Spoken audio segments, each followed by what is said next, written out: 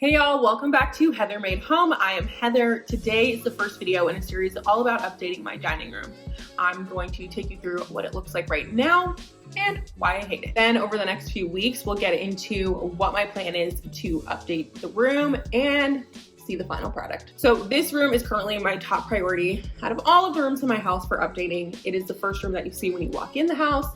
So it really becomes sort of a focal point. The further that I go through this interior decorating course that I'm doing, the more I realize some of the not so great design decisions that I've made in the past. I haven't always hated this room, and really at the end of the day, I don't think it's terrible.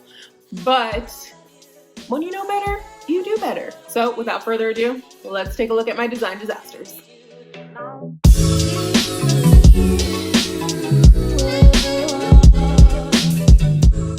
So right now I am not loving this color scheme that I've got going on.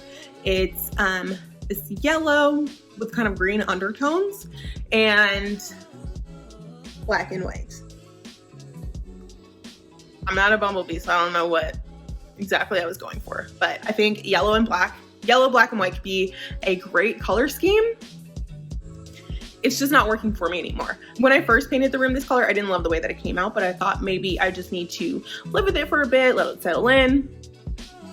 That was 6 years ago, and here we are. It's not a terrible color, but it just doesn't fit the design that I'm going for right now. So color scheme is definitely something that's really high on my list to change out.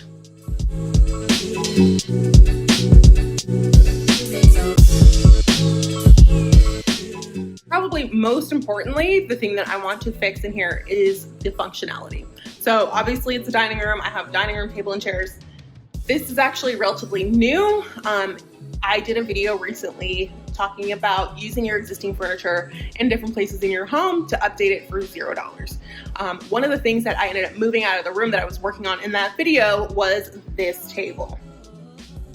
I have wanted an oval table in here in a really long time, and it just so happened that this circle table had a leaf that makes it an oval. So I put it in here to see what that would look like and what it would feel like in the room. Good news is, I'm a fan of the oval. Bad news is, like the chairs. So I put these armchairs in here. These had been in our garage after we redid our living room, but they are not dining chairs. They're really heavy and hard to move. They're actually just a little bit too low. So when you sit at the table, you're not at the right level for feeling comfortable while you're eating. It's comfortable to just chill here, drink a cup of coffee, read a magazine, but it's really not conducive to like sharing a family meal.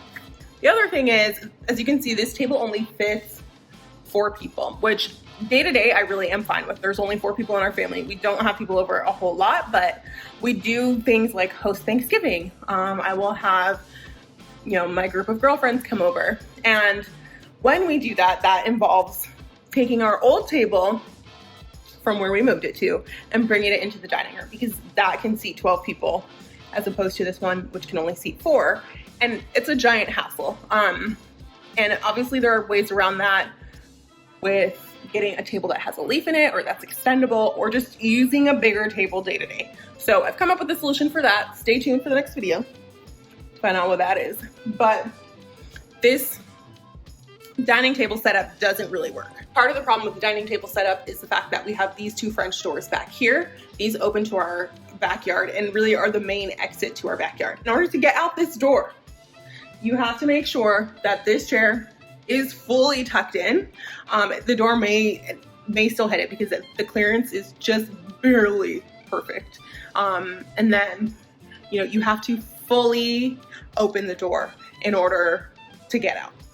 That is just kind of ridiculous to me, and makes it a little bit dysfunctional. So I'll be addressing that as well. The last thing in terms of functionality is my dog's home. So these are my dog's crates where they sleep in at night. I like having them close to the door. It's easy to let them out in the morning, but I mean, it's an eyesore, honestly. I guess it's not really functionality related, but it doesn't look great. So that needs to be addressed too. I'm not sure how I'm gonna do that quite yet because I really want them to stay in this room. It's works the easiest at this point, unless I can figure out a better place for them to have their home. Let's take a look at this art. So I love a free printable. clearly. These are on either side of the French doors that go to our backyard. Here's the problem. Clearly I was going for some sort of colorful, pastel-y, plus black and white color scheme. I have no idea. But I think that these just look cheap.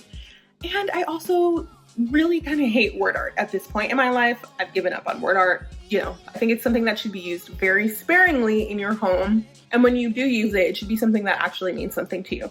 Eat, drink, be merry. Really, it's just like a cliche saying, and it has no real meaning to me. So I would rather replace this with art that I actually like than continue to keep these in my house. Now, a word on word art.